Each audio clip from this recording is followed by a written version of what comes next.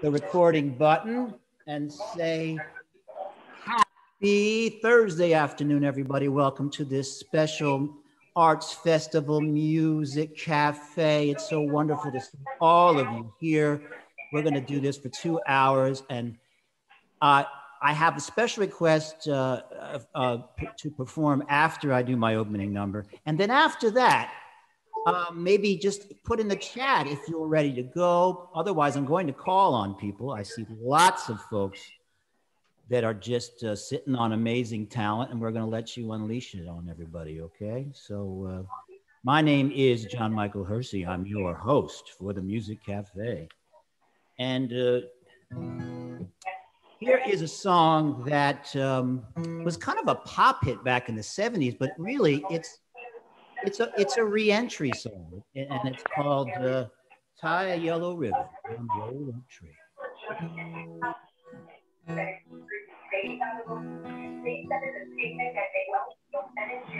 I'm coming home, I've done my time,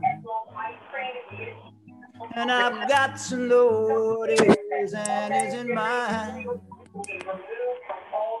If you receive my letter telling you I'd soon be free, then you know just what to do.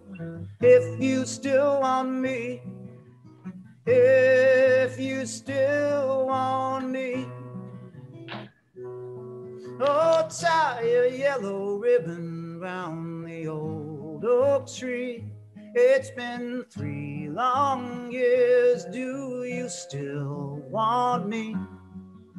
If I don't see that ribbon round the old oak tree, I'll stay on the bus, forget about us, put the blame on me. If I don't see that ribbon round the old oak tree.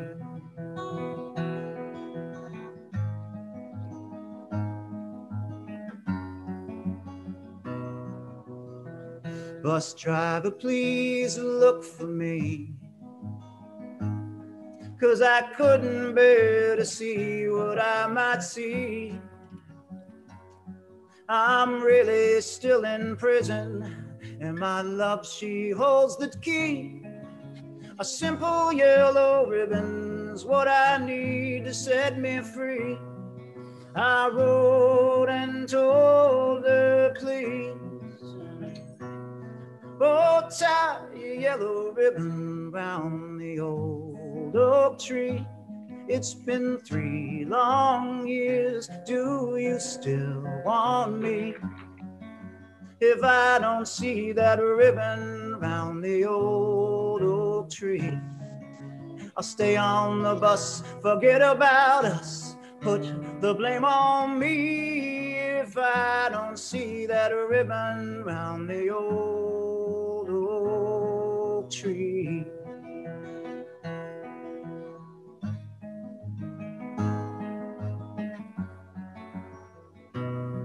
Now the whole damn bus is cheering, and I can't believe I see 100 yellow ribbons round the old oak tree. Woo! Thank you very much. Thank you very much. And that gets things started here. And one thing I will try to remind you of, if you're not performing or you want to speak in between the songs, you can unmute yourself. But please mute yourself while folks are performing, and that way we can really hear what they have to do. So I want to introduce, Gordon, maybe I'll hand this to you and you can introduce our 2 actors. They're going to do a scene, I believe. Is that correct? That is correct. I introduced to you 2 spectacular members of our community, Milton Jones and Sparks Alexander, 2 fabulous actors.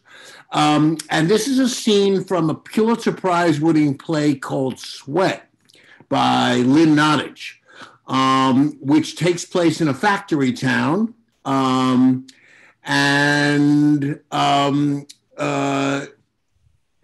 there is lots of tension because the factory is laying off people and the union is trying to organize against the ownership, and there's scabs, and it's a big, big problem. And Milton plays Oscar, a man who works at a local bar, and Sparks plays someone who works at the factory. And I give you a scene from Sweat by Lynn Nottage.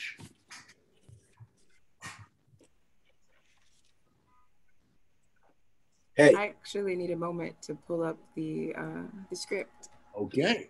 Thank you. I could vamp a little longer. Please do. Currently has just written a play about folks who run a restaurant who are formerly incarcerated, which we're all looking forward to see at Second Stage this fall, early winter. She's one of our very, very best writers.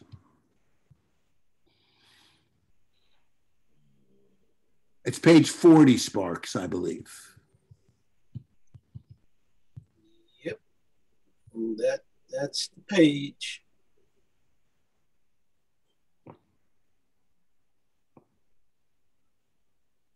Sparks, you're muted. There we go. I found it. Okay.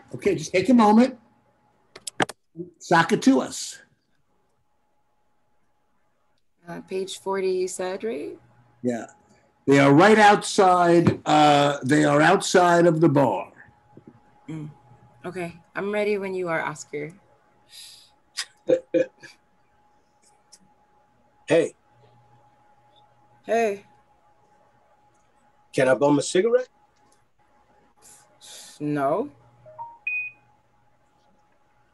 Thank you for nothing. You're welcome.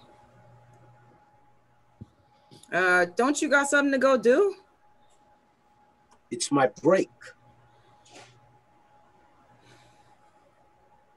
Did you know they're waiting for you inside? Yeah, I know. Do you want me to tell them you're out here? Do I look like I need you to mind my business? Okay, whatever. Just trying to help. Can you give me my space? Technically, this is my space. This is where I chill. This is my spot. But I'm a gentleman. Yeah, good for you. Now fuck off. Bitch. Asshole. Fuck you. No, fuck you. What? What? Tracy gives him a cigarette. You happy? Thank you. He lights his cigarette and they smoke. You... Yeah? Are you retarded? What? You work at the plant, right? Along with everyone else who comes in here, duh. It all right? It's okay. It's a job. Steady, whatever. They pay good? I pay my bills. What's with all the questions? I'm just asking because I saw a posting down at Centro Hispano. What the fuck is that? The Latino Community Center. What do you mean you just saw a posting? A posting. A job posting. Olsted's, steel tubing. That's your place, right? It's not my place. It's where I work. Yeah, okay. They're looking to hire folks. And I know it got to pay better than here. What are you talking about? Olsted's isn't hiring. That ain't what I heard. They're looking to train packers, shippers. I got the info. Hey, let me see that. Gives him a flyer. All I can read is Olsted's. The rest is gibberish. No, it's Spanish. See there? It gives times when you go down to the plant to fill out an application for training. This is a joke. I don't think so. No. First off, you gotta be in the union. Not according to the flyer. Well, you got it wrong. Okay. You got it wrong. Okay. And that's not how it works. Anyway, you gotta know somebody to get in. And my dad worked there, I worked there, and my son works there. It's that kind of shop. It always has been. I know you. You don't know me. How does someone get in? Enough with the questions. Your mother didn't teach you to respect your elders?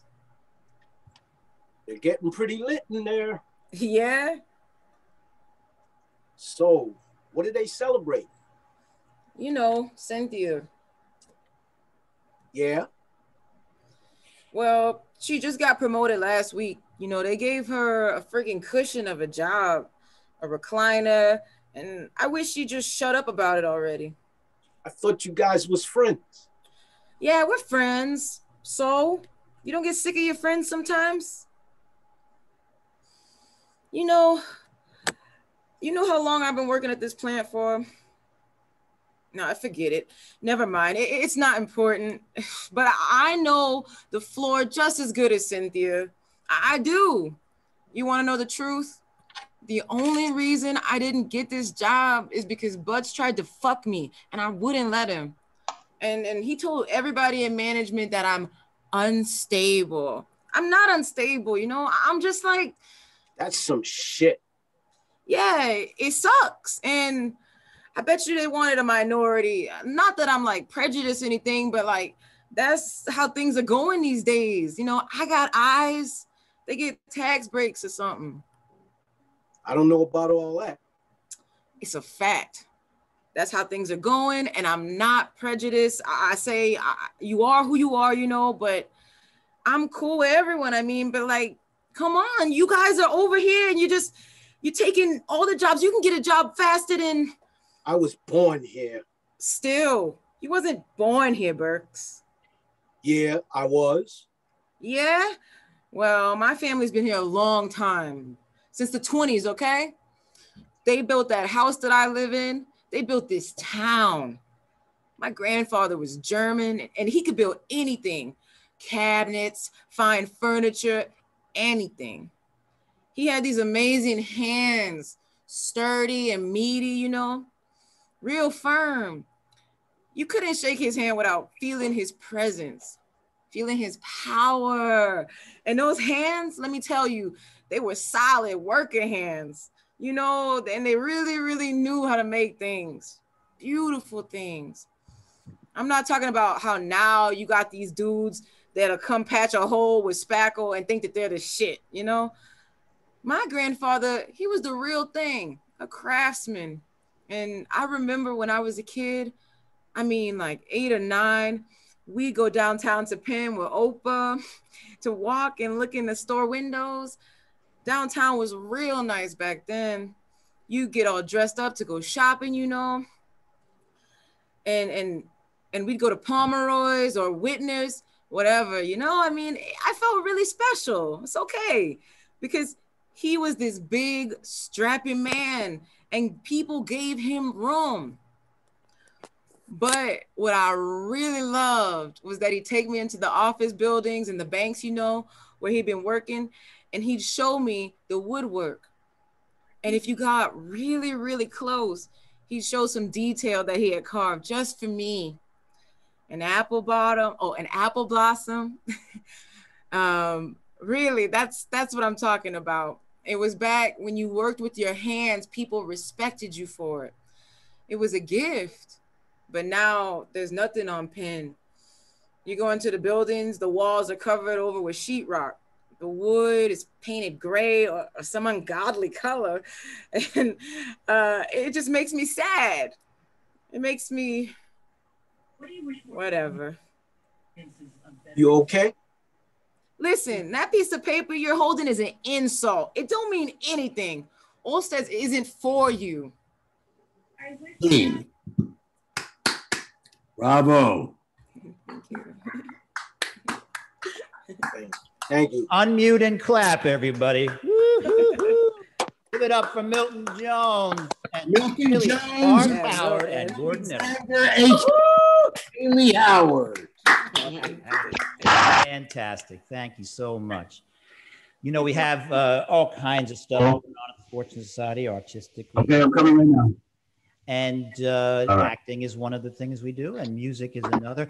On these cafes, I like to intersperse music with spoken word, if possible. And I do see our very, very good friend, Dawood Rahman, the sax player, on the call. Are you there, Dawood? Talk to me, baby. Unmute, then get unmuted. Yeah. All right. Dawood, you had someone singing your praises earlier on, Karen, and she's For real? now. I got to work with Dawood. Remember in Tree? Wow, Dawood? look at that. Dawood has just been making great strides over the past year or so. We have been lucky to work with an organization called Music on the Inside, and they've been doing concerts on Zoom every Sunday night. And Dawood has hooked up with some great musicians who are giving him lessons. Don Braden, the great jazz saxophonist, is one of them. And he's just making. On me the ropes. Dawood, would you like to play something, sir? Yeah, I could do a little something.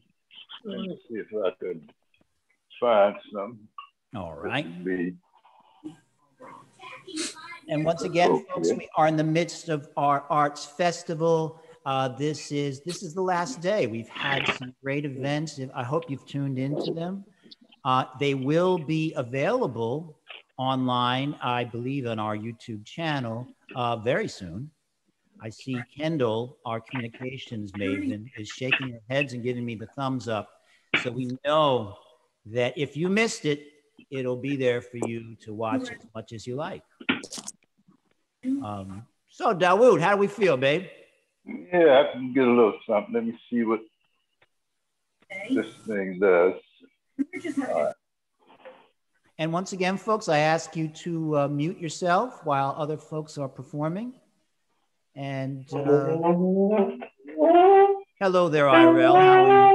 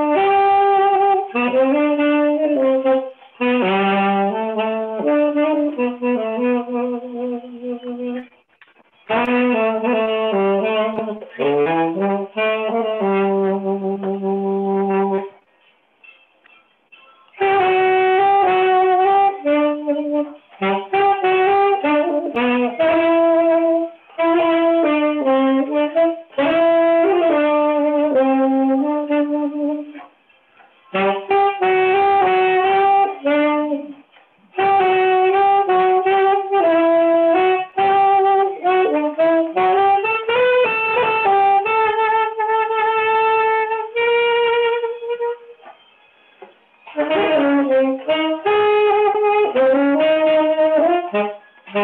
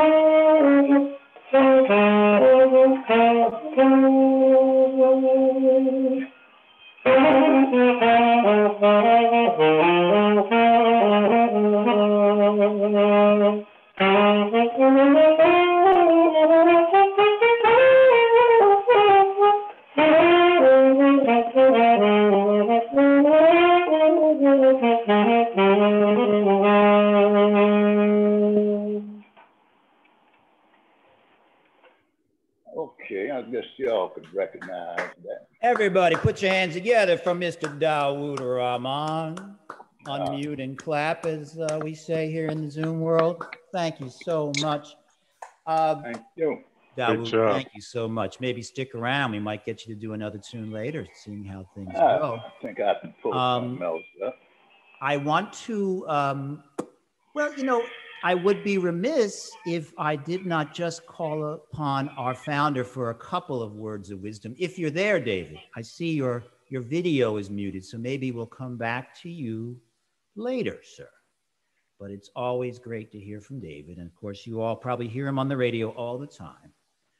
But we never get tired of him, ever. Anyway, we have great community partnerships. And so now that let's do some more spoken word. Mr. Coleman, I think after this spoken word, I'd love to bring you on for a song. So please get yourself together.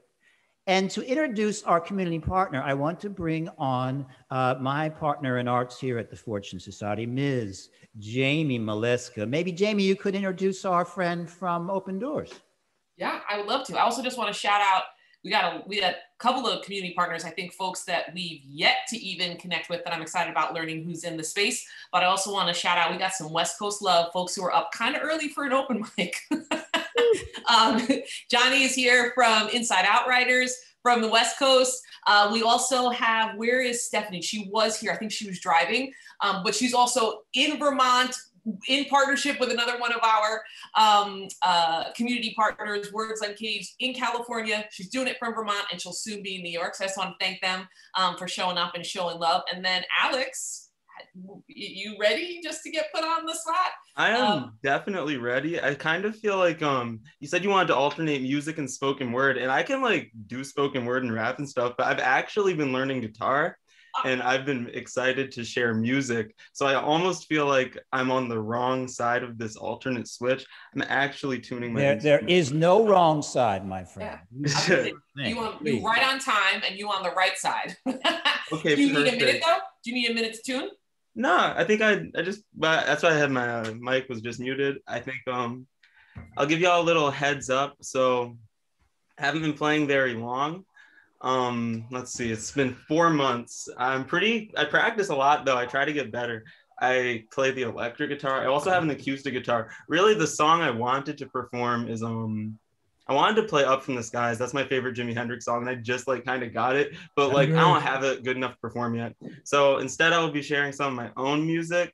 This is, I rap and I make beats and stuff, but this is like the first song I've tried to like write with this guitar, and I think it's pretty cool, but like I'm still figuring out like the arrangement, you know? So, and I don't have any lyrics for it. So I'm just gonna take some lyrics from another song I've already written and another song and put them together, and hopefully it goes all right. Let's see if this goes with minimal hiccups. So yeah, let's go. Oh, by the way, my name is Alex. Yeah, I'm from Open Doors. So here we go. I'm gonna just let myself get into it for a second. Does that sound okay? Yes, sir. Okay, awesome.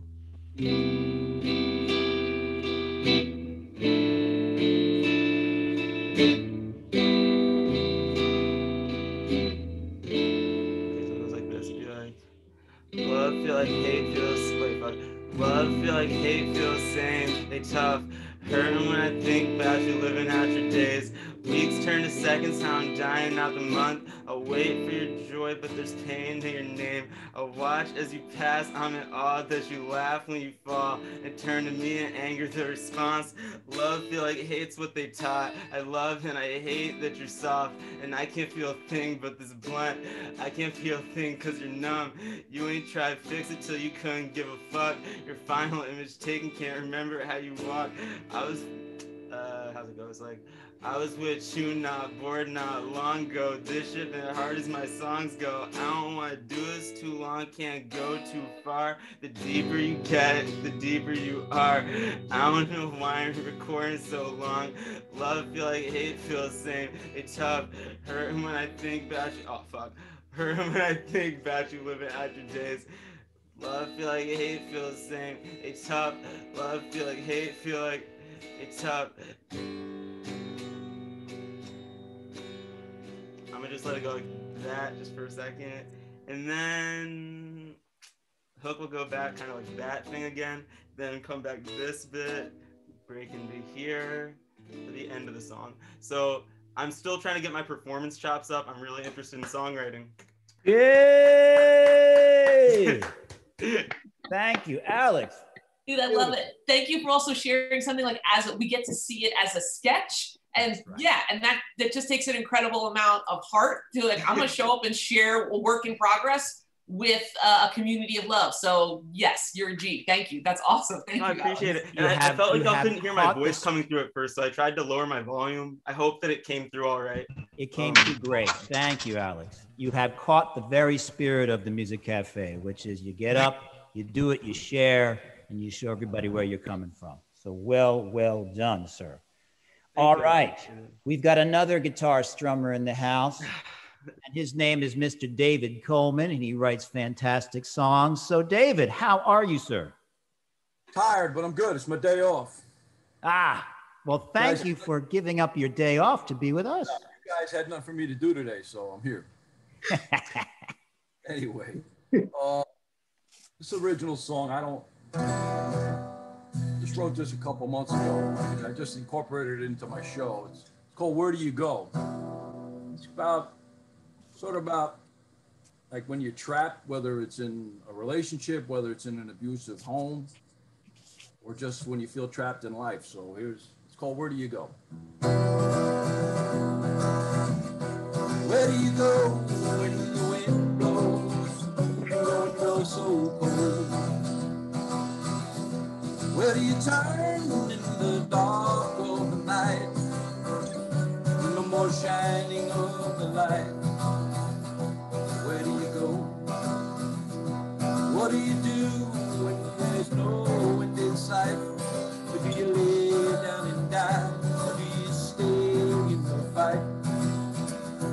What do you do when you're all alone? No one's answering the call. Driving down the passages that take me through time, instead of searching for the answers to these questions in my mind. When it's all over and the smoke is clear, will I never understand that alone in the field? Where do you go?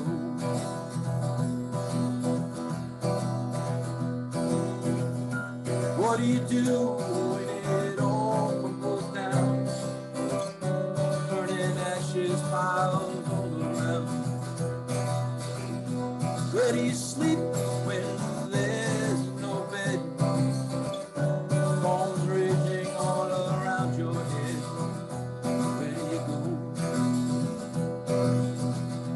What do you do when the truth becomes a lie? And too much wrong is too much right. What do you do when you can't turn back? You can't surrender and you're too weak to attack. What do you do? Traveling down the passages and take me through time, instead of searching for the answers to these questions in my mind. When it's all over and the smoke is clear, will I never understand it alone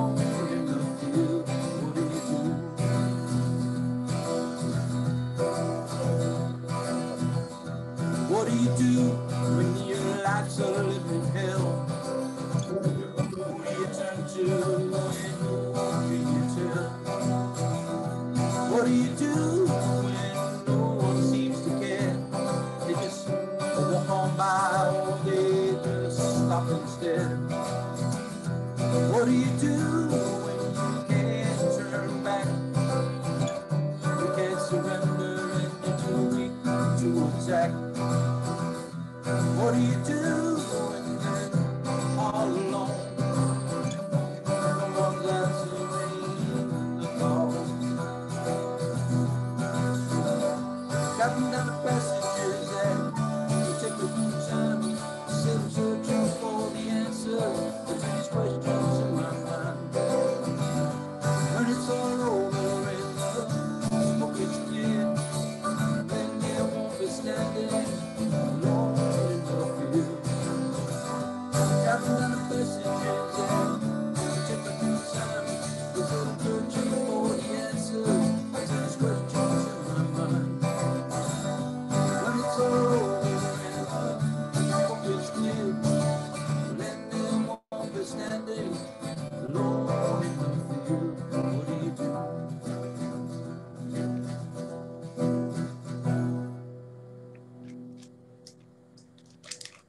Unmute and clap or snap your fingers. Thank you so much, David. David Anytime I is think I can't be surprised by DC, he surprises me. You know what I mean, E? You know what I'm talking about? And you know, E, thank you for chiming in there, sir, because, you know, you're a man of great words yourself. And I was just going to ask you to do something. But first, Dave, I just want to say about Mr. Coleman, the guy is a prolific writer. He's putting together an album. He has a show where he not only sings his songs, but he talks about his experiences. And so I recommend you keep your eyes open for Mr. Coleman because he's doing great things. He's going to do more great things, as all of our folks are. But before I introduce our next artist, Mr. E, with the fabulous flag behind him, I wanted to just say hello to Mr. Rothenberg. Mr. Rothenberg, would you like to say a word or two just to make your presence known here? How are you? Is that it? You're addressing me? I am, sir. Mr. David Rothenberg. You want a word or two? Why not? Hello, everyone. Happy Thursday. That's 3 words. That's about as little as you've ever spoken, maybe in your entire life. Well, and as I did last week at MoMA, and today I'm relishing the talent and enjoying the variety and the experiences that led to that people dug deep into their past and have been able to express themselves through art. And it all began with you, sir, in the last century, shall we say? A century ago. Thank you. How about half a century ago? How about that? 52 years. I want to remind everybody that in September, talking about it, we're hopefully going to be calling attention to the 50th anniversary of the Attica Uprising. That'll be our next major advocacy event, I think. Fantastic. We have so many wonderful things coming up, folks. We will keep you all posted. And David, thank you very much for... Thank you all. Thank you. I love the talent. And so now I'd like to bring on a man known by a single letter, and that letter is E. How are you today, sir? Greetings and salutations. Salubrious day. Love it. But would you like to share something? Yes, I would actually. All right. And before I do, I just want to give a shout out to David Rothenberg. I actually forgot he was here. So I'm glad you brought him on, because without his perseverance and his persistence and all the stuff that he's heard before, which is absolutely true, it's probably cliche to him. Without his vision and men and women that worked with him from the beginning, you know, we wouldn't be here. At least I know I wouldn't be here. So I'd probably be languishing in the shelter somewhere or, you know, whatever. But shout outs to him, and love, peace, and hair grease to the flounder, not the founder. So with that being said. Oh, Yes, please, sir. go I just ahead. wanted to say, E, that when I met David almost 10 years ago, he always used to say to me, my middle name is Afterthought. So thank you for mentioning him, because he's always like, no one ever thinks of me. Well, we do, David. So there you go, E. Carry on. Yes. So glad to be here. And of course, got Jamie Molesca in the building. You know, she has like the arms of the goddess Kali. She has like 18 arms and is always doing stuff. Yes. You know, I think the world would collapse into a singularity if she ever stopped doing anything. So shout out to her. So with that being said, and without further ado, this is based on a dream I had last month.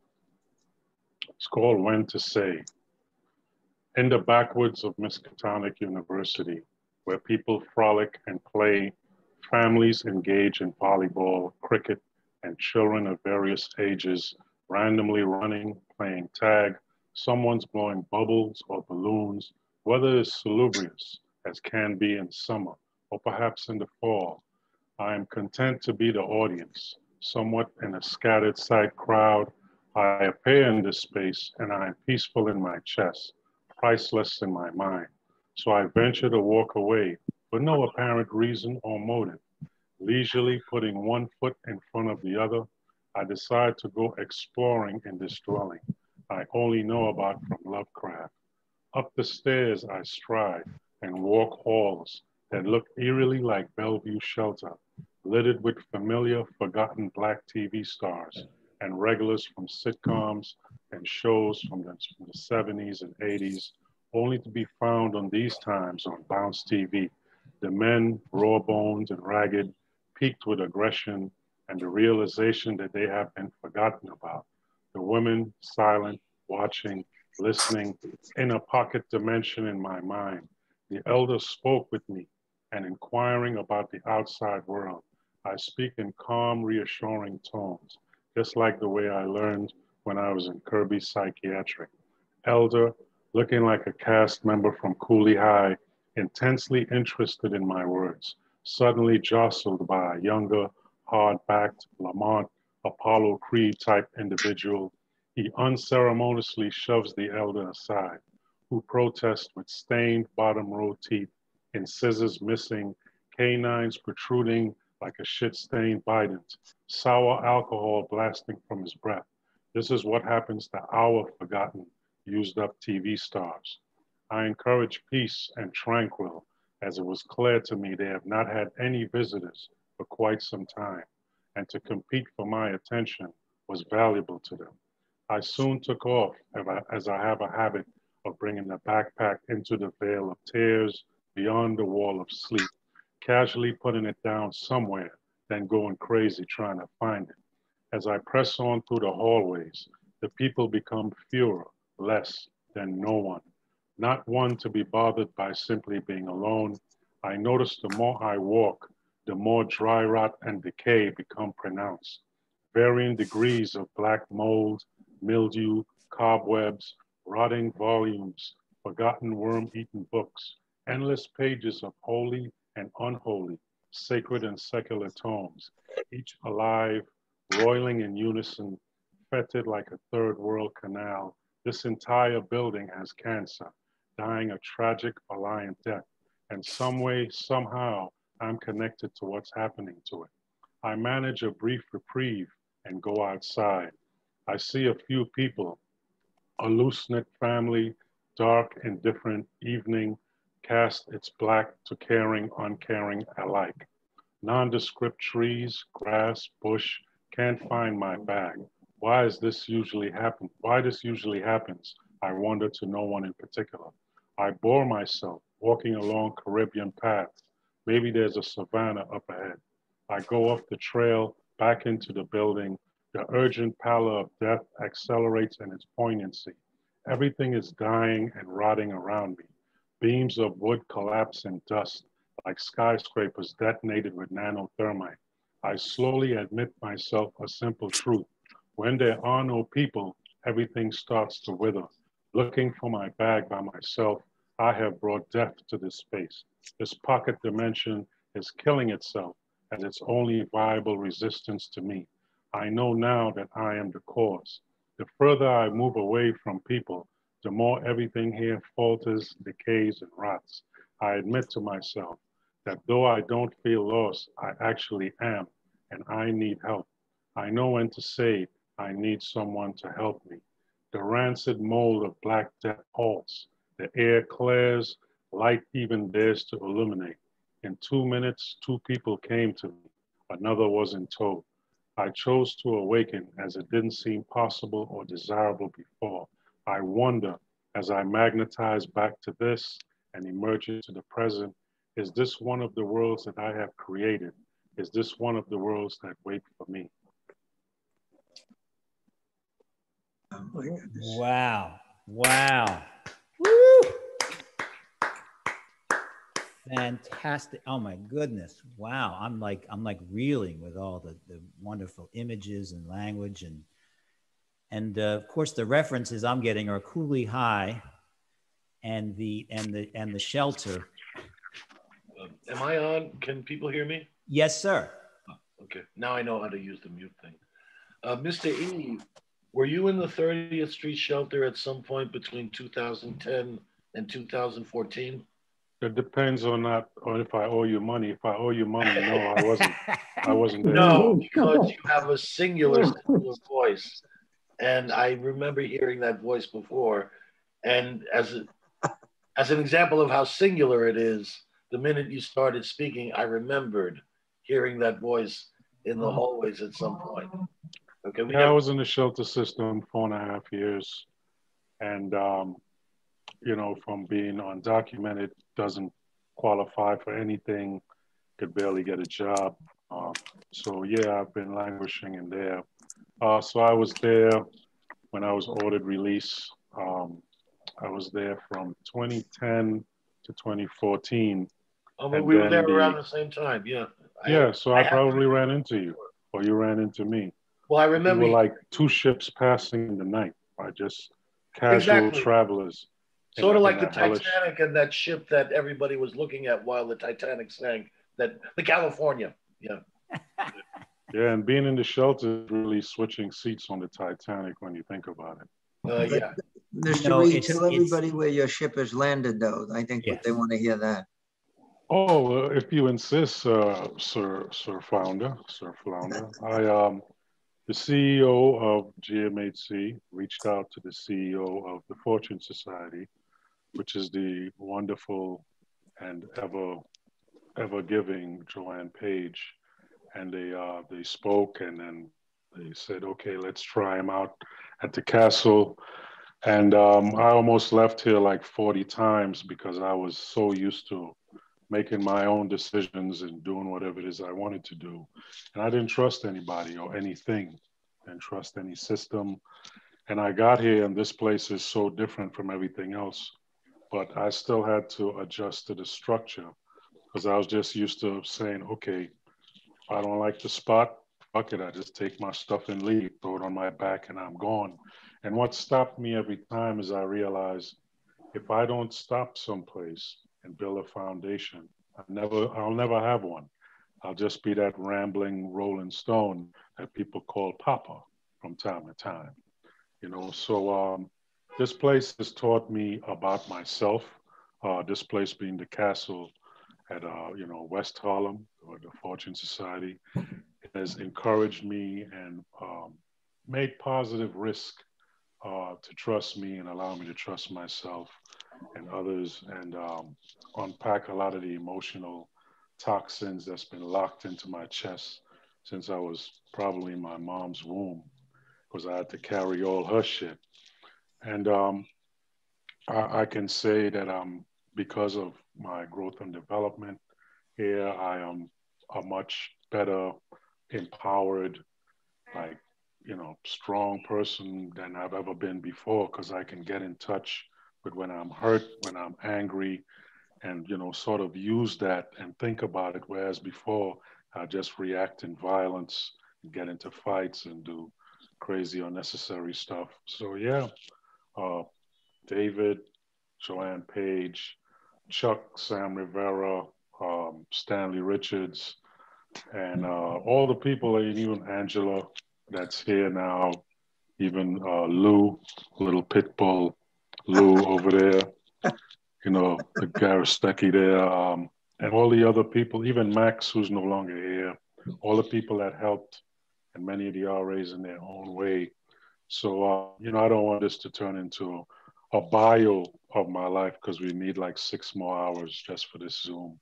And I'd be the only one left speaking into an empty microphone. Anywho, so yeah, with that being said, if there are any more questions, please contact my my agent and part-time manager, Jamie Maleska. You can forward all the questions to her, and you know, your people will do lunch with my people.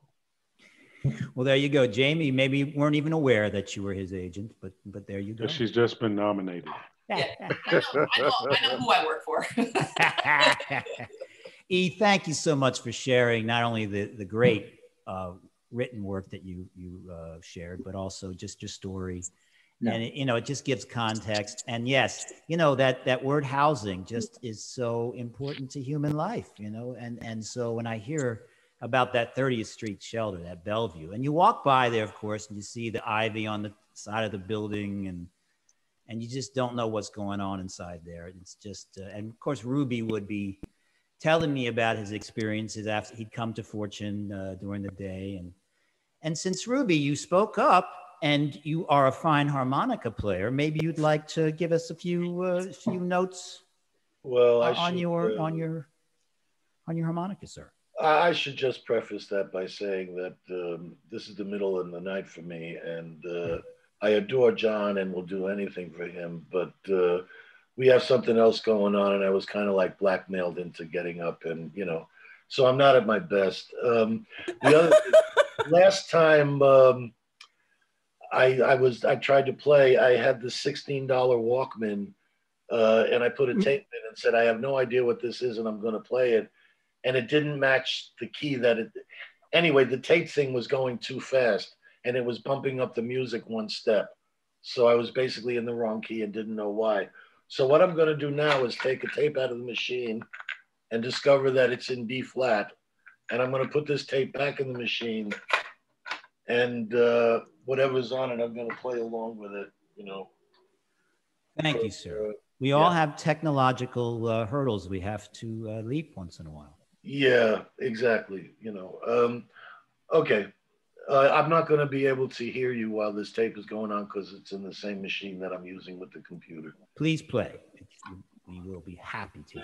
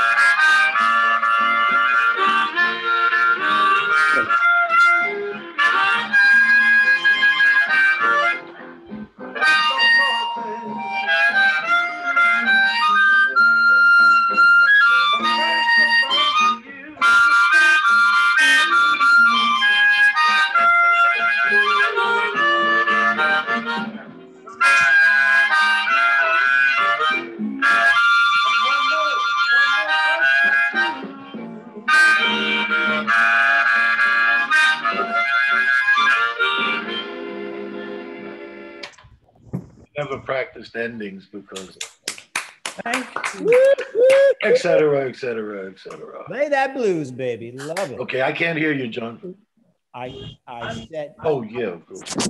I said, play that blues, baby. Way to do it. Thank you so much.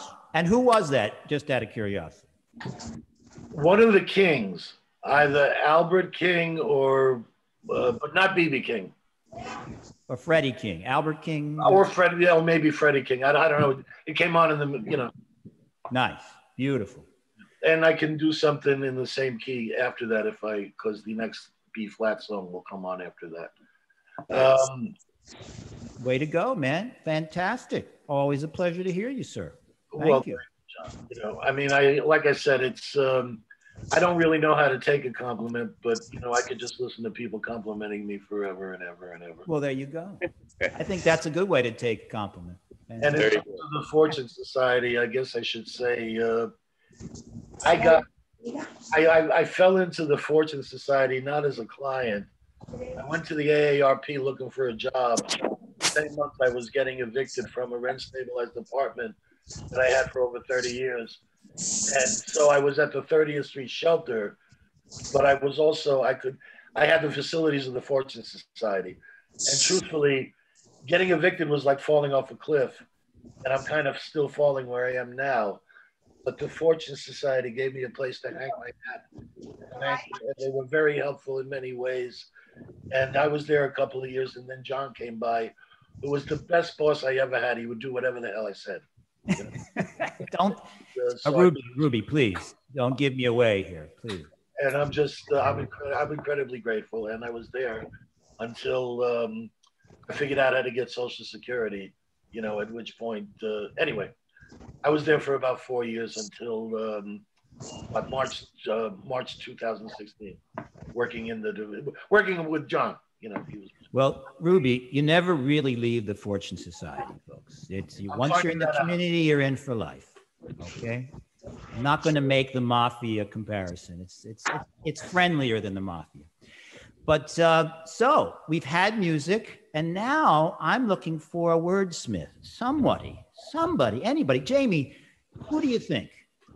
Who do you think our wonderful creative writing teacher? Who shall we choose? I feel like we're putting people on the spot. I would say, does anyone want? Oh, Hilton. Gerard just joined the call. Helen is here. I don't know how Hilton's feeling. Well, yeah, you guys put your names in the chat. I don't want to put anybody on. I mean, I just put people on the spot. Oh, I love putting people on the spot. Hilton, I see you gesturing and your mouth moving, but you're muted. Does this mean you would like to share, sir? Sure, why not? All right, Mr. Hilton Webb, everybody. Hello, everyone. A piece, you know, I also wanted to say, give a shout out to Mr. Rothenberg and creating this this place out of nothingness. Because without this being here, I'd probably be living on the street in a refrigerator box. I was not going to do the shelter. A couple of nights I was there was enough to cure me from that habit forever. Thank you. I'm going to read something I wrote a while ago. It's called Elegy of a Warrior. Long ago, I dreamt of a perfect victory whereby the war was won without ever actually fighting, as Sun Tzu once elucidated. What would be the point without the blood, the gore, and the smell of sour, sweet, sweaty defeat? Without the stories told round the ancient fires where younger warriors are inspired by daring do? What a fool am I to seek glory in the spoken story, while the truth of the battle unfought remains silent. To be a warrior is solitary a task, finding strength inside your fear, allowing you to eviscerate your foes, recognizing the banality of violence and yet compelled by unknown desire to wreak absolute havoc, thereby unleashing the dogs of war to maintain the peace. I lied on myself saying, I hate these horrors, when in fact, I love the taste of death more than I love my life itself. What does that make me? Surely not a dreamer, but a nightmare seeking screams. There is honor in fighting for righteous cause, fighting for the greater good. Meanwhile, others reap the unearned benefits of our sacrifices. This is the cross we warriors bear. to fight, to suffer, to sacrifice, to die, all in quiet solitude, while in the end, we investigate the abyss only to find it isn't a bottomless pit, but a mirror reflecting truth. A warrior, a dreamer, a sacrifice, a woman, a man, a forgotten remnant of historical insignificance. Water, although soft in perception, is much more powerful than the largest mountain, for it doesn't conquer, it erases, slowly, carefully removing opposition. Like time, it waits for in the end, or is it the beginning? Therefore, it is the perfect warrior, for it overcomes by being itself without excuse or explanation. It just is, as it has, is, and always will be. That's it.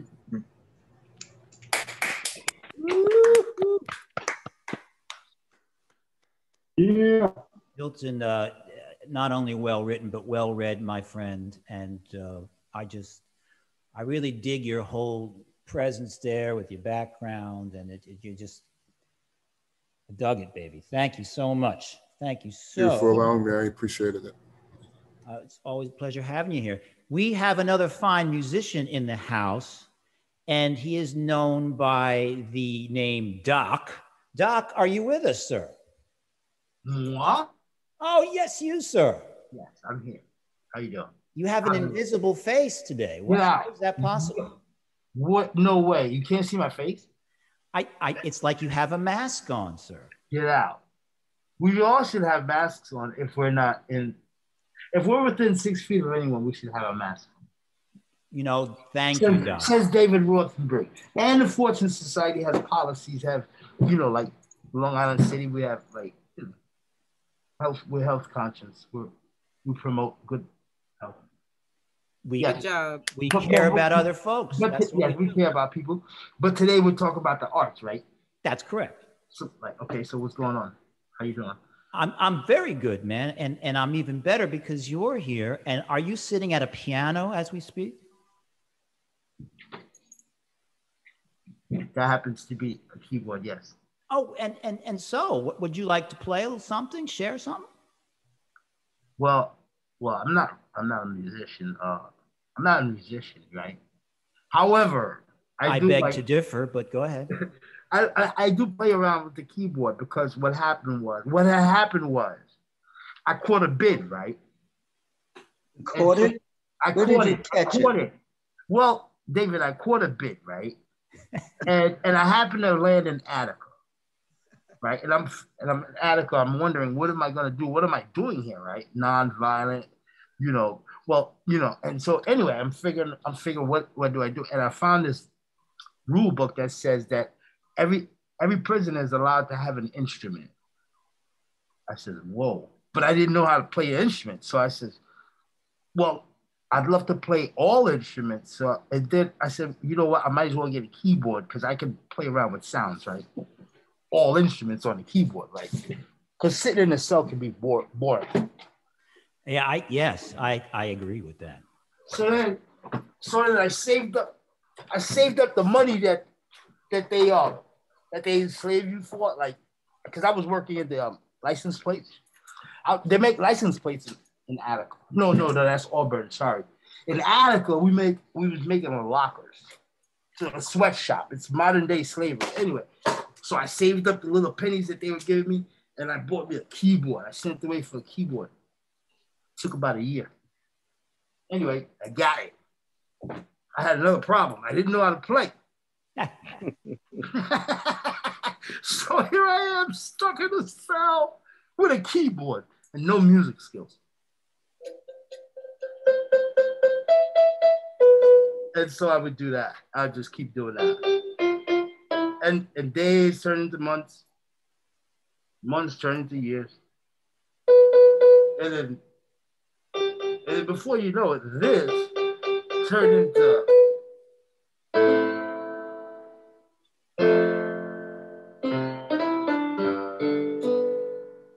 I said, wait a minute, what the hell? It sounds pretty good, right? I don't know how to read. I don't know how to write. Sounds like music. But if it sounds good, I just do it, right? So I'm gonna play around for like 5 minutes, all right? Please do. And let's just see what happens. Okay.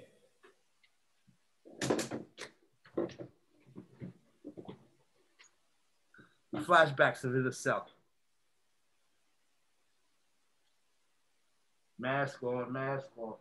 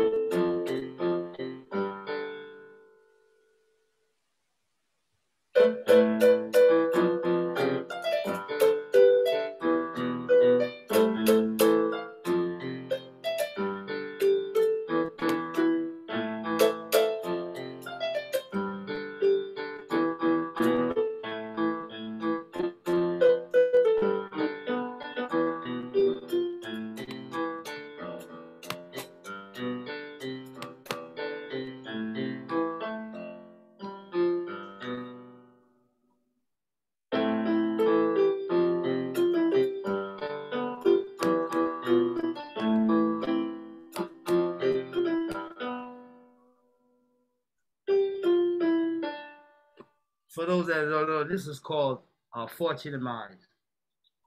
And it's a song dedicated to none other than the flounder, Mr. David Rothenberg. One of my idols. I love that guy. Because like so many years ago, I don't know what he was thinking, but he was thinking. And he thought like, what I like about Fortune Society is besides the people, the lovely people and stuff, but the arts is great because I've got so much stuff pent up in me and like, you know, so I get to like release it through writing, through acting, through music. I'm like a kid in a candy store. You can't, and the arts is like all over the place. Gordon is next. I got to work with Gordon because Gordon's a hell of a coach, like acting coach and stuff. Anyway, check me out on YouTube. You really want to hear me vent. Will you got it. The mask? I love that mask too, man. Mask. That is about the coolest thing I've seen today. Who, my mask? Yeah, you like it? Because we're seeing like some kind of like brownstone. I don't know. I'm not even sure what we're looking at there. It looks great, man.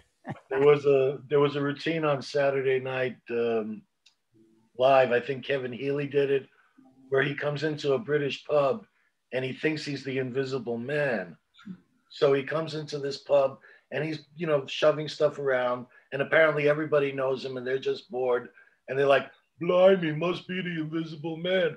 The only thing is he's not invisible, he's just naked, you know, in this crowded pub on Saturday night, you know, but nobody's got the heart to tell him.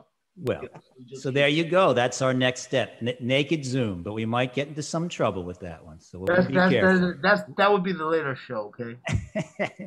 Doc, thank you so much. And folks, you know, Doc is a very fine rapper and singer, and we made a video a couple of years ago called Vent of his song, and you should check it out on our Fortune YouTube channel. It is really just a fantastic tune, and it really just sums up kind of what we're about at Fortune, you know, just really expressing what we're going through.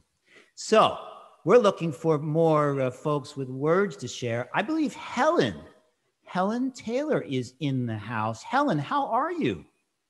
Hi, everyone. So good to see you. Good to see everybody. Helen, would you like to share a few words with us? Yes.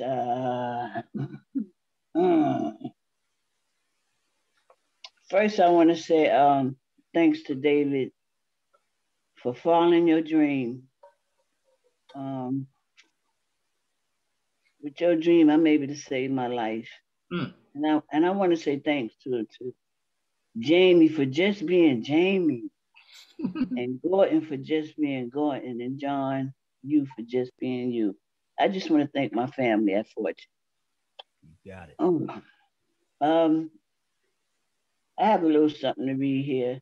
The title is Moving On. My new life is going to cost me my old life. It's going to cost me my comfort zone and sense of directions. It's going to cost me relationship, friends, even family. It's going to cost me being liked and understood, but it doesn't matter. Because the people who meant to be are going to meet me on the other side. And I'm going to build a new life.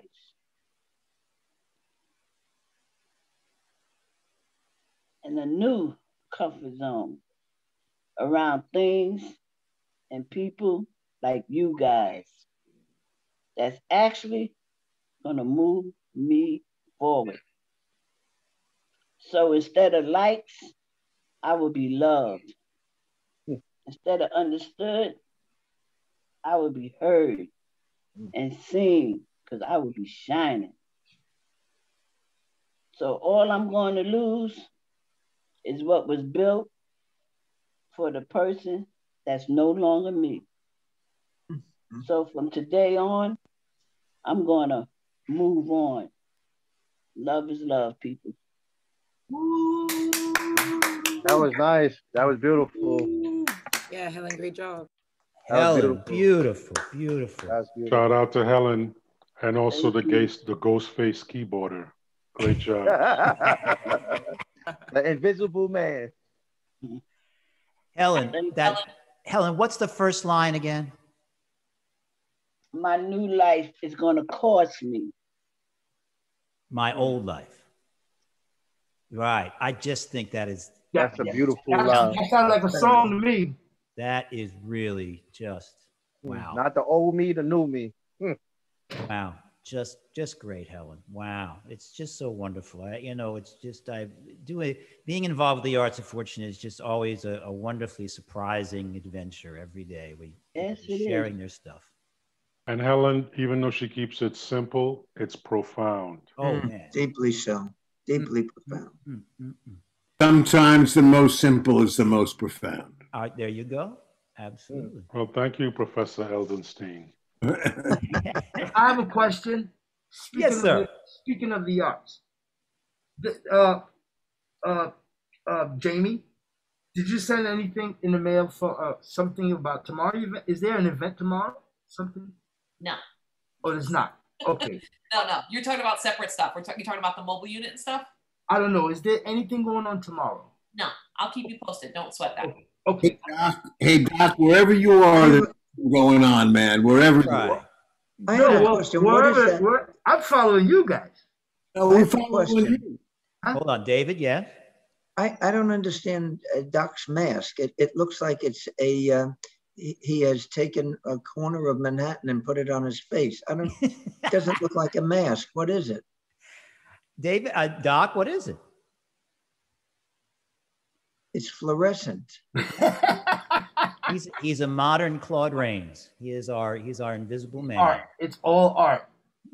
That's right. Speak to the art. Speak to the art department at Fortune. Okay? There you go. I'm not allowed to disclose.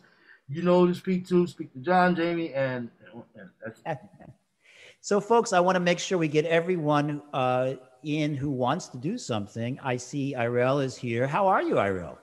I'm good. I'm hanging in there. Did you say you had something you might want to share? Yeah, I have something real quick. Please do. Who's that, Irel? Yeah. Yes, it is. Yes. Let's see. Hold on a minute. All right, this one is from the piece I did. Believe it was yesterday, but I made not another version. E was talking about one of his friends that that was that it touched me. So this is a poem of enlightenment.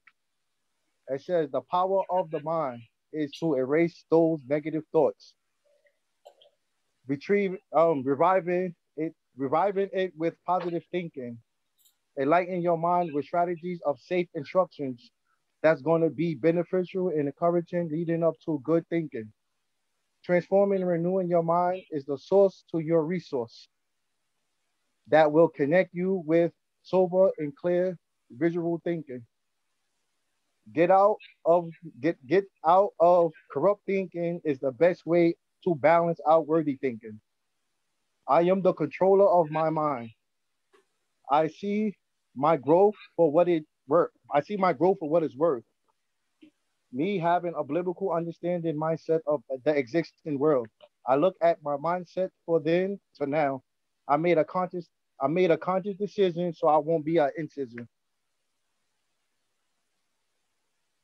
That's it. Woo-hoo. You are the patroller of your mind. What did he say? I made How a about conscious. What was that? A conscious decision for what? I made a conscious decision so I won't be an incision. Nice. Beautiful. Irel is one of our mainstays here. He's been with our program for several years now, chiming in. One of the keystones of our arts program. Thank you, Irel. Thank you so much. I did see that I see Bluestone is here. I also see What? Marvin Wade is here. No way. Get out. Marvin Wade, how are you, sir? Marvin Wade. Peace, peace, Peace, man. sir. I did have two poems I wouldn't mind reading if you have space. Please, absolutely. One is in the Voices of Fortune, but they both kind of reflect where I was in the mindset at the time. One was written early on in my incarceration, and the one in Voices of Fortune was written when I was in Jamie's class at Fortune, when she asked the question for us to write from where am I from, where I'm from. So, but I'm gonna start with the one that I wrote early on in my incarceration, at the mindset I was in at that time. Never conjured up a smile, entire life lived in vain. Whatever happiness I had was just an opening act for pain. No other way to explain the journey I've been through. And my debt owed to Satan. Is the Lord in on this too? Because I prayed to God to save me, prayed to God to find me peace, even prayed to God to take me, but told my soul the Lord won't keep. So I just end it all tonight, because no longer can I stay, but I bet the gunna jam, and shit, I'll be damned to live another day. That's the first poem I wrote early in my incarceration, and this is the poem I wrote in Jamie's class. That's in Voices of Fortune, where I'm from. I'm from a dark place in a small space where voices can be heard, where just my feelings can be served. I'm from a dark place in a small space where only I can see, where you wouldn't want to see me. I'm from a dark place in a small space where life could be took from just a simple look. I'm from a dark place in a small space where a light was finally lit, and that small space is no longer fit. Thank you. Sir. John, you know, there was a recent movie about August Wilson, and in it, the actress Viola Davis said this, and I was reminded of as listening to people. She said, when people are denied the opportunity to express themselves, there's a danger that they could implode. And we've just seen the opposite of that. Given the opportunity to express your feelings, poetry, music, art, you don't have to implode. You've gotten it out. You've been heard. Your feelings have been heard. It's a very profound observation by a great actress. I think people really can speak to that. What do you think, Marvin? Isn't that true? Yes, that's a fact. That's a fact. Writing was therapeutic for me. It was a release for me, and continues to be. So yes, Mr. Rothenberg and Fortune's been a place where I've been able to share and release. Jamie's been light, and so yes, definitely. You got to release, got to express, got to let it out. Sure. I hate to interrupt, but Marvin, you just said was. Huh? Did you say was therapeutic? No, I said continue. Yeah, it was therapeutic and continues to be therapeutic. Oh, my bad. Okay. You never hate to interrupt, Doc. Not at all. It's like your number one attribute, interrupting.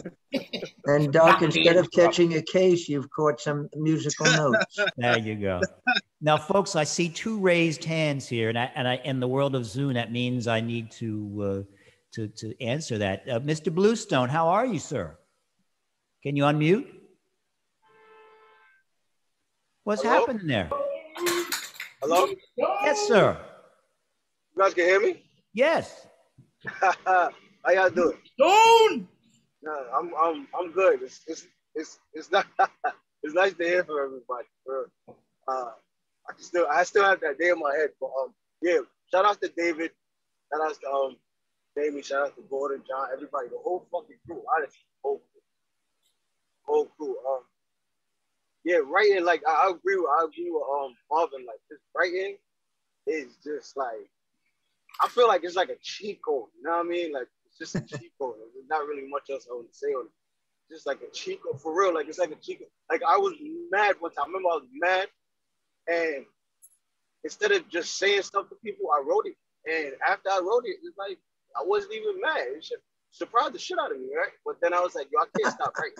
I don't know why. I just said that to myself. I was like, I can't stop writing. That's it. I don't know what the hell just happened. But I was typing 5 seconds ago, wrote it out, and nothing. It's like I don't feel nothing. But yeah, like I put in the chat though, I'm actually in a truck right now on my way back to New York. So can't really read nothing. But if anybody else want to read my stuff, I'd appreciate it. Or I could just, you know what I'm saying, I can skip it. It doesn't matter. I'm listening, just like I'm saying, I'm on my David shit right now. I'm just enjoying everybody else. Well, I'll read it. I would love to do that. Yes. Go ahead, David. Sorry. Yeah, let Doc read it. Or anybody. I don't care. Anybody. Go ahead. Jamie, can you read one of? Yeah, no. What poem would you want to read, buddy? I just gotta look for it.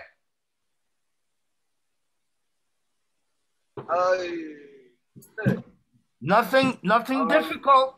Oh, the Ken, the one that says neck, with the NEK. Okay, I'll look for it. John, if you can give me, I'm just gonna look for it. If somebody else wants to go. I want to say one thing about Ryan, also known as Bluestone. Ryan was just your enthusiasm, Ryan, after our event at MoMA last week was one of the most wonderful things. Just how happy you seemed when we were taking pictures at the end there. Wasn't it beautiful? It was just, you know, if you could feel someone else's emotions, that's what was happening for me. I was just like, wow, you know, and that's really what it was all about. Yo, it's crazy. It's crazy you said that. It's crazy you said that. You can hear me, right? Crazy you said that because I'm sitting there reading the book and everybody was like, the video is going on, but I'm reading the book. And like, I'm loving the book. Like, I'm just loving on the book. Like, the video is going on. I'm paying attention, but I'm just loving the book. And then I see my name and I'm like, God damn. You feel me? Like, because I'm like still working on writing mom, but I'm like, God damn, this just felt good. It just felt good. It did. The it really whole, did feel good. Like, moment itself just slapped me in my head. Like, bro, like, this wasn't no, like, planned thing. Like, we didn't do the Zoom so we could come here and sell it. No, we just did the Zoom because we all had a reason. We all had shit to say. And here we are, you know what I'm saying? That just made me feel good. But you know, Ryan, what you were saying to me the other night at that moment, you were saying, and we talked about it after, you were saying, I belong somewhere. That's an exciting feeling when you suddenly say, I belong somewhere. And why can't we see your face today? Why are you hiding? He's on a truck. There he is. Zoom. There he is. There he is. How you doing? Hello, young man. Wait. I don't see him. Fantastic. It was so beautiful when he spoke last week. It was so spontaneous, and I could just feel the emotions of him saying, I'm a part of something positive, something beautiful. It was just so exciting. Really. And to add to that, David, to his to Bluestone's point, Blue Stizzle for Shizzle, my nizzle, he said that we reached into the future. Yes. You know, as a person waiting to take over whatever's left of the world. you know, he represented for the youth. You know, he was He probably did. the youngest person there. You know, Other than me. except for the other than you and the pregnant lady. The pregnant lady was And probably, what was so the baby was so probably younger. important about that is that we were all together. We weren't on Zoom, and this is a hugging culture, and we were hugging each other. That was so profound over at the MoMA gathering, that we were together. Yeah, we reached into the past, we reached into the present, and we reached into the future. And we reached into each other. Oh, wow. Nice, nice. So Well, Sparks, you posterity. had your hand up. Did you want to say something, Sparks? Yeah. Oh, you're breaking up. Sounds like that. Sounds like Zoom. Oh, Sparks, I think your Colorado connection is fading on us. Oh, darn. Darn. Yeah, we'll give it a chance. Maybe, you know, these things often work out. John. Yes. So let me say something real quick. Yes. So, you know how sometimes you can see like something in someone else before you see it in yourself. Right. Okay, so Bluestone, right? I've seen Bluestone grow, like artistically and personally, you know, emotionally and stuff.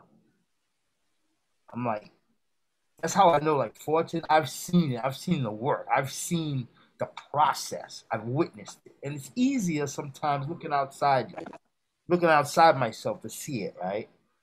So logic, I say, wait, if it's working for these people, something's got to be working for me, right? you know, like when you work out, you can't see your muscles building until you're in the mirror looking. You gotta ask somebody else, hey, do you see like the difference? Do you see the muscle there? Yeah, man, it's working out. Keep working out. Exist. Oh, so sometimes I have to look at Bluestone and Irel and Marvin and Becky and everybody else to know, to see, to witness like the magic happening. And I've got something's got to be happening over here on this side. So once again, keep it up. Keep up the good work, John. Keep up the good work, Jamie. Keep up the good work, David. And I love your mask. Now we see it as it is. Blue for Bluestone. It's a blue mask. Yes, for Bluestone. So Jamie, have you found Bluestone's poem? I did, but I think Sparks is back. Sparks, speak, Sparks. Can you hear me? Yes. Yeah, we hear you. Okay, well, I can't actually see anybody, but that's okay. I'm still able to do the poetry. I was just saying that I really do truly miss a lot of people and that were in Fortune. There are a few people that I tried to motivate to join some of these classes, and I remember like actually participating in person for some of these classes, and it's really just an impact in my life. I'm glad that there are people that still see after me, even though I no longer live there. And I feel like, I think I've only gotten maybe a little bit of FaceTime with David. I know he's such a special person, but I do remember us going to a comedy show on Off-Broadway, and I felt like that was just another experience of like a family time where everybody just got together to do something that was in the spirit of New York. And that was good for me. I don't really come to this class often, but I mean, hopefully in the future, I'll be able to spend more time writing. I have so many pages here of things written. It's just that I feel like I really want to spend more time in the community that I live in now, because I live in Denver, Colorado. I want to spend more time actually like trying to understand what some of the changes are that they're making here, and just finding a way to make it better. That's my old city. We should get in touch. I can put you in touch with some people there. I went to school in Denver. Oh, okay. Many years ago. They're all dead now, but we can find some. Maybe with a seance. Who am I calling then? Yeah, I was looking. David got jokes. When David lived in Colorado, it wasn't called a Mile High City. It was called a 12-inch ground. It was called the Plateau State. Oh, the mountains. Oh, Colorado either. And now we have comedy, ladies and gentlemen. You know really what? do. The thing about the laughter is that when you create an environment where people can laugh, you will also create an environment where they can trust. Mm-hmm. One follows the other. The ability to laugh creates the ability to trust. It's subtle, but it's rich and it's real. Mm-hmm. God knows we laugh. I don't know how much trust we've been getting, but we've gotten a lot of laugh. Oh yeah. Sparks, did you finish what you had to say? I felt like. Oh, yeah, but you'll contact me about Deborah, seriously. Oh yeah. Okay. Well, since that was said, I guess. So what I've been doing out here has mostly involved a lot of people that are living on the streets, because it's gotten kind of big to the point where there are tents literally in people's, like, on the side of their yards and stuff, and they're trying their best to address the problem here. I know there were a few issues that were highlighted in the national news, but I feel like the best attempt is to actually have people on foot. And I don't necessarily agree with the way that the mayor's office is handling their approach, which is more ticketing to people that already don't have a place to stay, but I'm working on it. But in the future, my prospective idea would be to create an employment opportunity for people that are re-entering from some of the, because there's a max prison here in Colorado, and I know there Cannon City. But Charlie, the University of Denver Theater Department has a prison project working with people inside and outside, and I can hook you up with them, and it might fit in to exactly what you're doing. It may, yeah, that would be great. And yeah, that's all I've been doing this whole time. I'm sitting here with y'all trying to figure out how to build a website, but I'm on it, I'm doing it, and I know it's gonna be a change. I think it's just because this is like a tech city, so if we were to sit here and actually talk about it long strung, a lot of jobs and opportunities that would be available to the people that are re-entering are more outside of the city. And a lot of times there are things like a lack of transportation or just not understanding how to get around and function in this city that would make people more susceptible to returning to jail because of the inability to get jobs here. So yeah, it's something I'm working on. But yeah, I got like tons of poems for y'all. My birthday was yesterday. Happy birthday! Happy birthday! And yeah, laughter is so important. I went and I did an open mic out here at a nice little bar, not too far from my house. So I was happy about that. All right. This first one is my favorite one because it reminds me that, you know, no matter how foreign or alien I am to other people, I just understand myself. Okay. When I die, bury me with my thumb in my mouth. It's been through so much, seen more abuse than anyone I've ever touched or embraced, at least in the hands of my hands, okay? Because a handshake or a wave goodbye or even a hug could mean everything. Everything finds its place. But when is a fist or a hug too much or sus? I mean, I've dapped it up a few times, put my thumb in a thumb-to-thumb combat, and it escaped with minimal scratches. And I think that you may think that my attachment is dumb, but it's better than trusting anyone, man or woman. It's hard for you to decide on your values, but if you knew how I knew that everything is already inside of you, or a part of you. And if it's missing, God knew well how to make a smart one of you, a compassionate, kinder view you take on. Sometimes it's just too easy to feel all alone, but know that you'll know best for you. No matter how many people or demons or cretins try to grab a hold of your flame, you are the only one who can tame and maintain. You'll find you know best when you breathe more and stress less.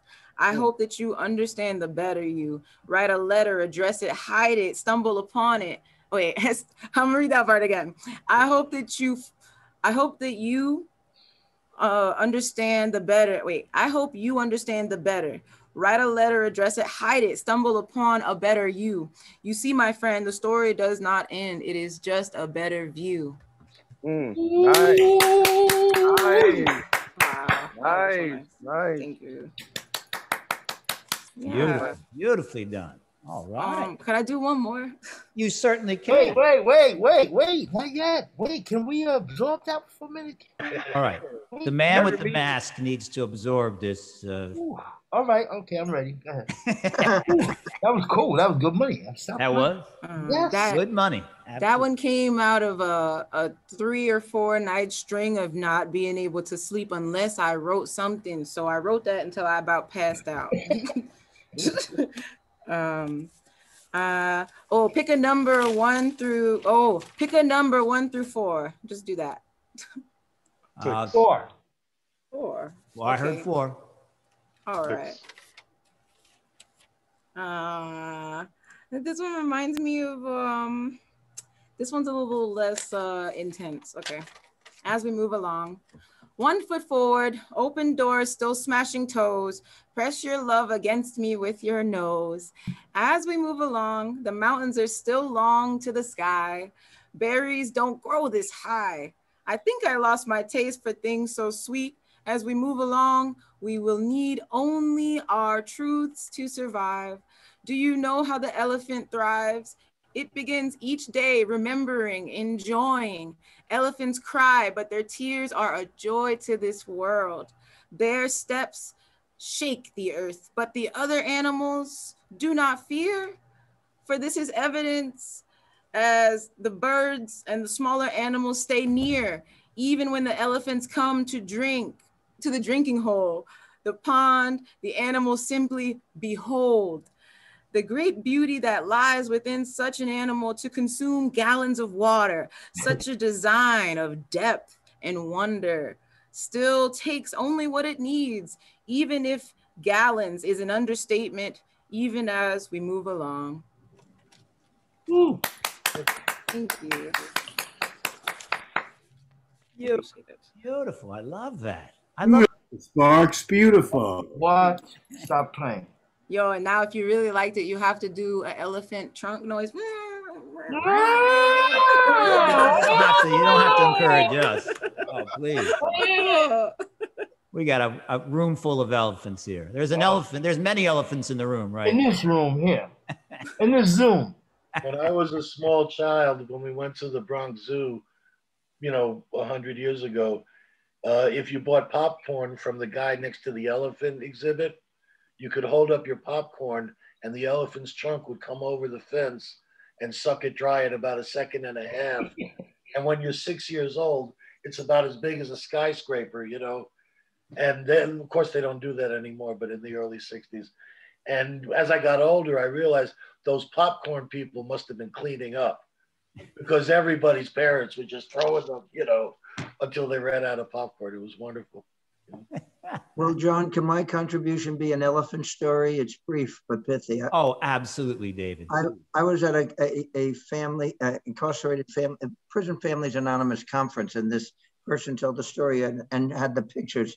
There was a small community in Africa, in the veldt, and they were being bothered by a group of elephants that kept disturbing the town, and they called a man who was known as an elephant whisperer, who trained elephants. And he came into the community and he went out where the elephants were, and day after day, he spent time with them and whispered to them and talked to them and became friends, and they stopped bothering the people in town. And about 6 months later in his hut, he died of a heart attack. And the next day, the elephants came into the town and surrounded his house and sat there quietly for 24 hours and then left and never bothered anyone again. They showed me pictures of this town. Elephants can be much wiser than us. Oh, absolutely. Absolutely. There was something on Channel 13 where the elephant comes to drink and there's a turtle under its foot.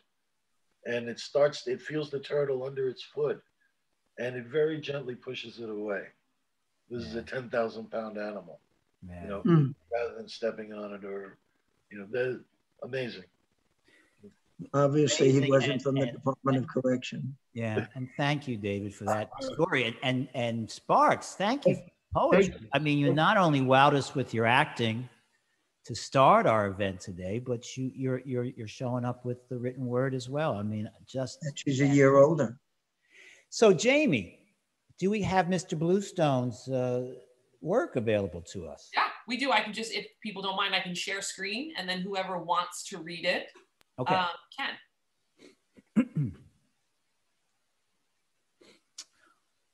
All right, sharing a screen.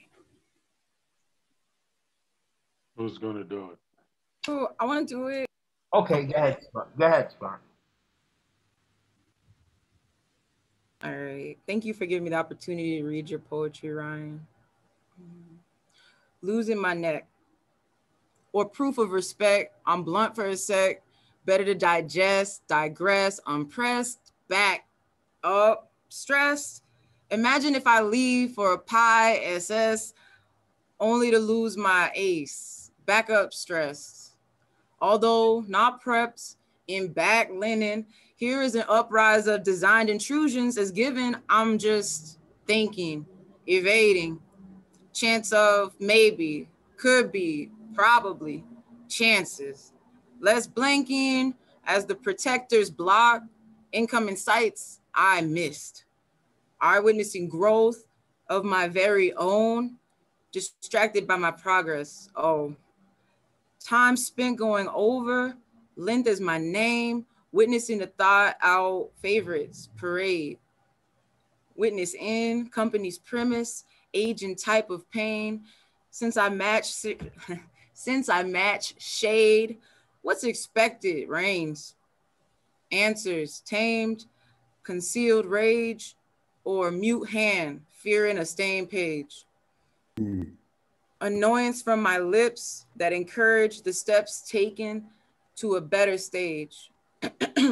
I'll smile so that my words stay, an action from which I'm breaking away. Stay up to date, Ryan. Okay, this is for every race, shapes and faces. I'll leave my keys right where you stay, place it.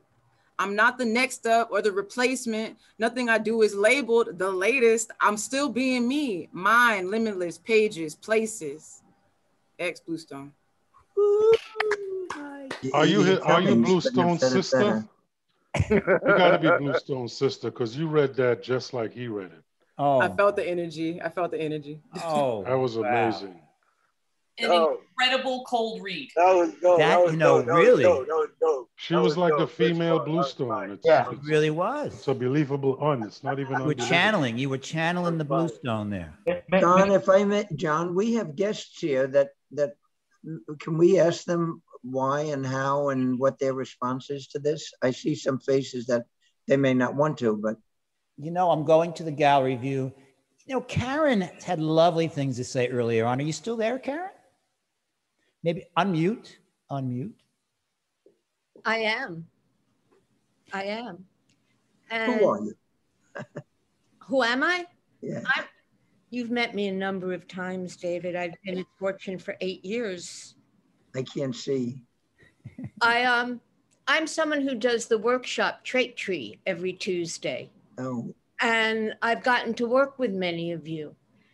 And one of the things I'm so impressed with, and I was so impressed with Tuesday night, and again today, because Trait Tree is all about building confidence for those of you who've experienced it. And that was the first thing I experienced in doing this today and Tuesday night. The confidence that people have shown is just outstanding. Also, I forgot who said it. David, maybe you said it about the coming together. I really was so taken on Tuesday night how people paired up or trioed up and performed together. And I'm thinking to make that kind of connection through music or written word is so profound, and how hard it is to connect and how poignant it was to see people connecting. So this was such a gift to me. I feel that every Tuesday when I work at Fortune, but this was like, you know, Christmas and Hanukkah combined. So thank you very, very much. Thank you, Karen. Thank you so much. And thank you for working in Fortune as well. Everyone. Thank you, Karen. Yes. Oh, it was, well, you know, that's my favorite day of the week is Tuesday.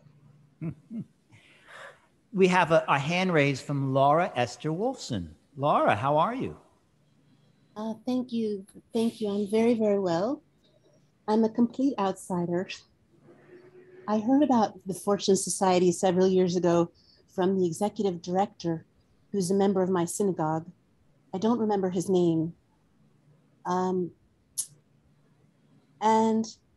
I was extremely ill at the time, but I made a note in case I ever became healthy again, that I wanted to contribute in some way.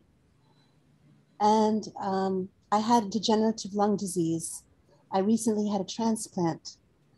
And so I wanted to find out more about the Fortune Society because I'm doing so much better now. I'm a writer and a translator, and I'd like to make myself available to you in some way. Oh my good Laura, it's so nice to meet you, and we're so happy you're feeling better. Thank you. I mean, that is wonderful. And please, you can email me at Fortune. My email is jrunowitz, RUNOWICZ @fortunesociety.org. And we'd love to. Could you spell your last name? I'm going to put it in the chat. Yeah. Yes, because Thank you. I have this long Polish name that no one can spell. I was about to make fun of it. Ruby. Thank you, John. Thank you, John. All right. You think that's difficult? Try saying Maleska. Well, try spelling it. She's a fellow Pole. We stick together. Now, Jamie, who Easy was to say. Susan It's not so Maleska? hard. It's a lot harder to spell it. Trust me.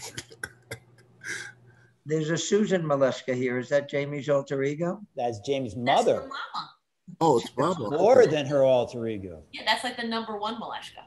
Yeah, well, I haven't seen her in in about what, 2 years now.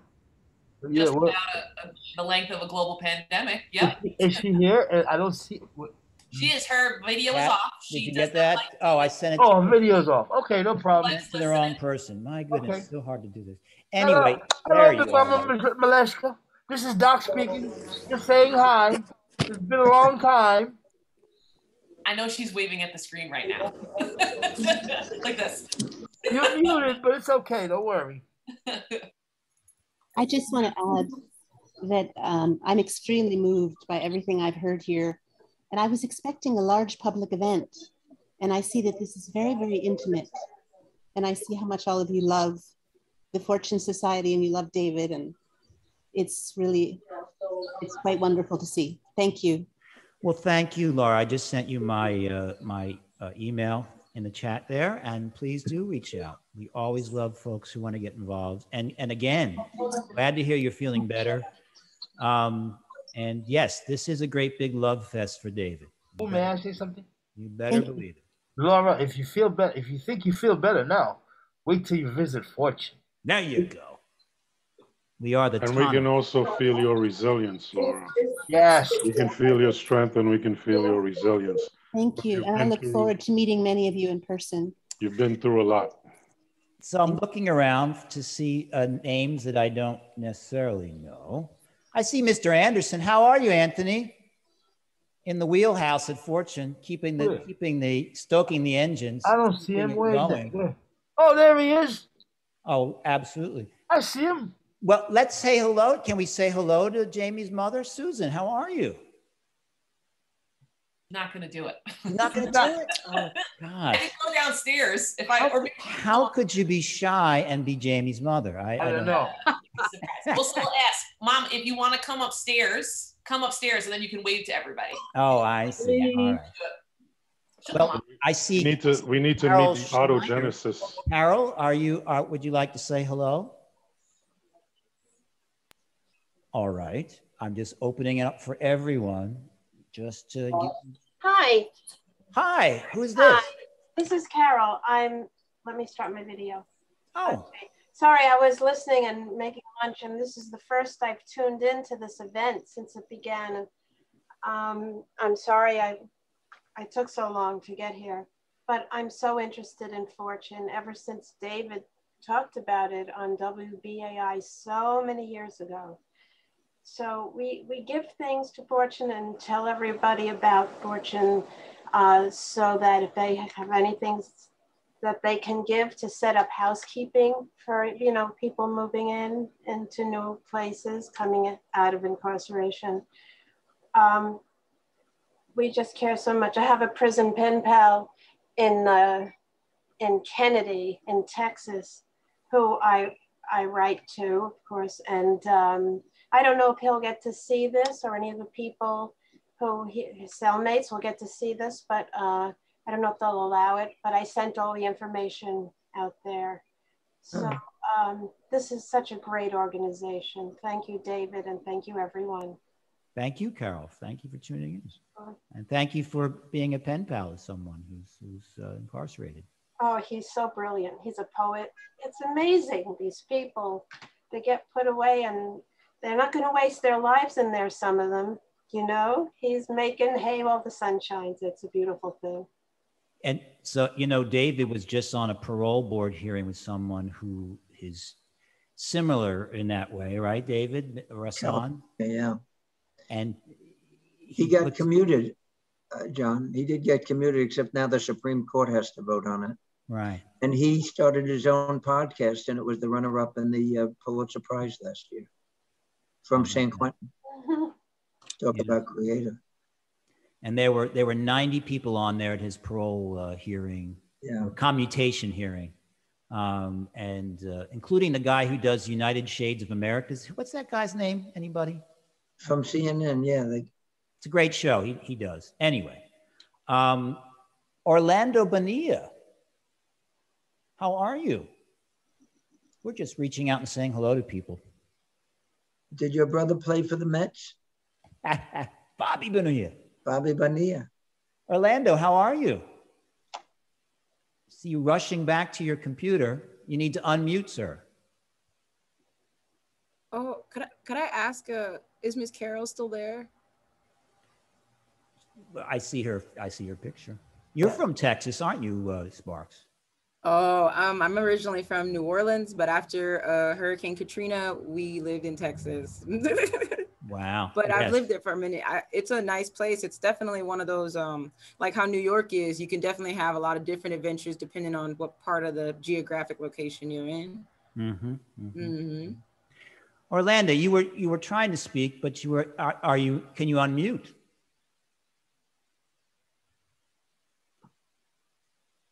That elusive mute button. There it is. How are you?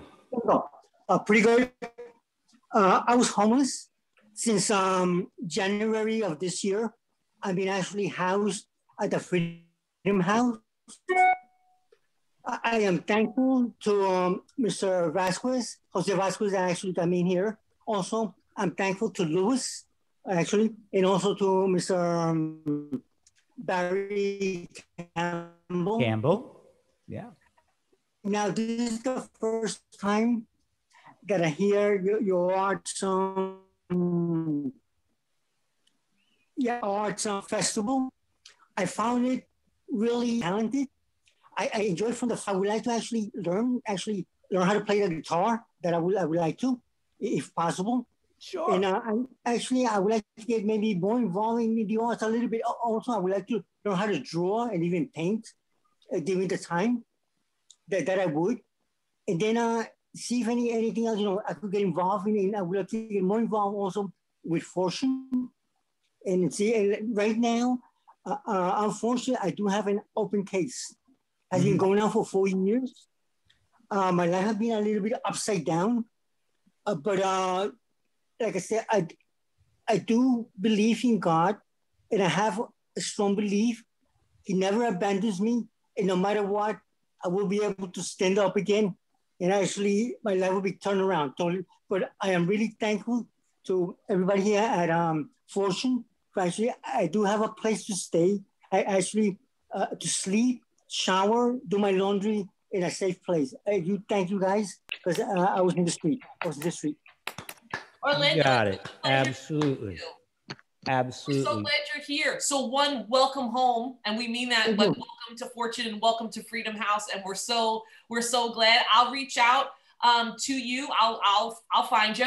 And then certainly we'll connect, we'll share all the info. And then, yeah, we're so glad we'll talk to you soon. Absolutely. Thank you for coming through and joining. No, thank you. Thank you. Absolutely. Thank you, Welcome Orlando. So home. you're at Freedom House. So this is our most recent of housing facility over on the other side of Manhattan.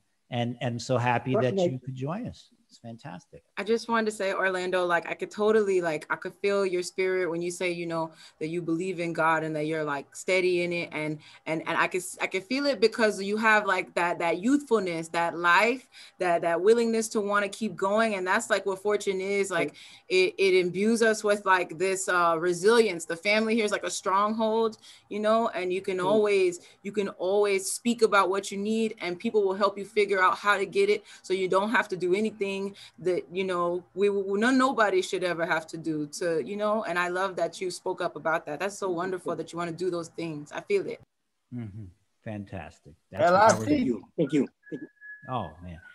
So folks, we're winding down. This has been an amazing couple of hours, and if anyone has something they want to say or maybe offer a short poem or anything, go ahead, Doc. We know you're bursting at the seams. Moms.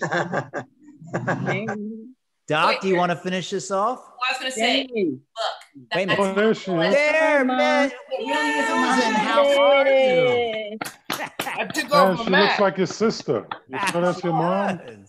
All right, so now he's her new favorite. Oh my goodness. So Susan, Jamie, take us home. I'm very happy. Can I say something real quick? Yes. Let Jamie take us home. Yeah, Oh, there's Ryan. Ray, is that Ryan raising his hand? No, Yes, Ryan. I was just going. Yeah, I was just going to say, like the guy that just spoke. You know what I'm saying, he knew, and everybody else that doesn't really know Fortune, like just open your mind. That's it. Like, that's it. Nothing else. There's nothing else. Like open your mind and free yourself. I swear. That's it. Nothing else. Once you allow yourself to do that, man, you're gonna see the most brightest colors in the world. Beautiful, beautiful. Thank you, Ryan.